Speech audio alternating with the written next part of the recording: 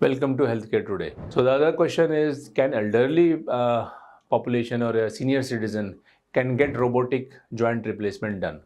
I would say yes, a definite yes, because it is a much safer surgery than conventional joint replacement surgery. The main important points for these discussions are: number one, the blood loss is very less.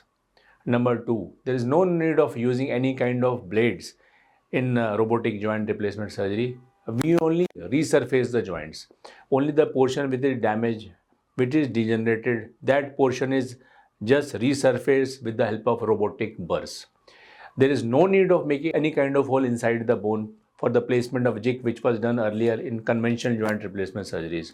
With robotic joint replacement surgeries, the technique has evolved so nicely for the elderly age group because of less blood loss, because of no cutting of the bone with the help of blades, no drilling of hole inside the bones, no soft tissue release near the joint to place the implants, and excellent balancing which we achieve from 0 to 120 degrees.